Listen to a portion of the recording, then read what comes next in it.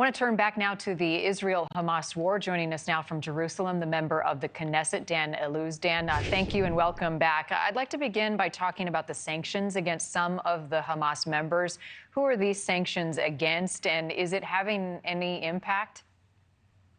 Listen, we're using all the tools that we have in order to win this war against this evil regime. And so sanctions are also part of it against all of the senior leadership of Hamas. We need to use economic tools because the economy fuels terror at the end of the day. And as you know, Hamas has shown its true face as a very evil regime. And so all the different tools that we have to be used in order to really defeat this regime. Let's focus on the hostages. Here is Jake Sullivan, the U.S. National Security Advisor, talking about concerns over the hostages that remain in Gaza. Yes. Americans, one missing green card holder, and I cannot look him in the eye and tell you how many of those hostages are still alive. How about you, Dan? How confident are you that the hostages are still alive without seeing proof of life of their well-being? Listen, it's a very painful topic for us here in Israel. We have over 130 hostages still held in Gaza.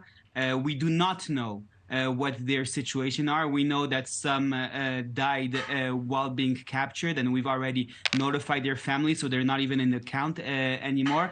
And we also know that there are threats by Hamas to use them as pawns in order to try to deter Israel from continuing to do what needs to be done, which is to eradicate this evil regime of Hamas that doesn't just threaten Israel, but threatens the whole free world. And so, yes, it's a very painful situation. We do not know the exact situation of each of them. I have to say that I call on the international community, and more specifically on the Red Cross, to do its job. The Red Cross is supposed to visit the hostages. It's supposed to get a proof of life. And even if Hamas isn't willing to do so, the Red Cross should use every tool in its arsenal in order to pressure Hamas to allow it to do what it does. Instead of it, the Red Cross keeps on saying that it wants to stay a neutral organization. Neutrality doesn't mean not being on any side, even when someone does something which is bad. Morality isn't not telling an evil person that they're being evil. And I actually looked at the Red Cross's social media. I saw a lot of criticism on Israel, almost no criticism of Hamas. The Red Cross has to stop playing this game. It has to demand from Hamas that it needs to follow the minimum things that international law dictates, which includes showing proof of life of the hostages and allowing visits and medication to be brought to them. But as you said, it's a very painful subject for us here in Israel. I'd like to get your thoughts on some Israeli forces' conduct on the battlefield, rummaging through homes, destroying food. We have some sound from an IDF spokesperson. אני רוצה להתייחס לתיעודים חריגים שפורסמו בימים האחרונים ברשתות. כוחות צה"ל פועלים על פי ערכי צה"ל ורוח צה"ל. לוחמים בשדה הקרב נדרשים לנהוג במקצועיות וערכיות. אנחנו לא נתפשר על כך. What is the Knesset doing to address concerns about IDF conduct on the battlefield, given the complexities of fighting Hamas?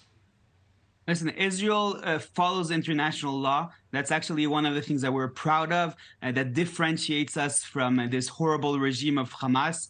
If there are some specific soldiers that do things that they aren't supposed to do, then they're right away disciplined. That's also something that contrasts us from the evil regime of Hamas, because they celebrate terrorists. And when some of our soldiers, sometimes either by mistake or even if it's not by mistake, they do things that they're not supposed to, as a society, we discipline them. I do want to say sometimes the optics in war might look bad, but they're not necessarily infractions of international law, and we have to be very careful about that.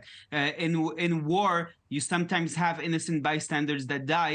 It's not necessarily an infraction of international law if that's done by mistake or when targeting terrorists. and these things are obviously very painful, and they're not things that we take lightly in Israel. We follow international law. We do not want to hurt Palestinian civilians. But I want to say something very clear. When you have these types of things happening in Hamas, then the blame in Gaza, then the blame has to go to Hamas. Thank you for watching. Go to newsnationnow.com to find NewsNation on your television provider. And don't forget to click the red subscribe button below to get more of NewsNation's fact-driven, unbiased coverage.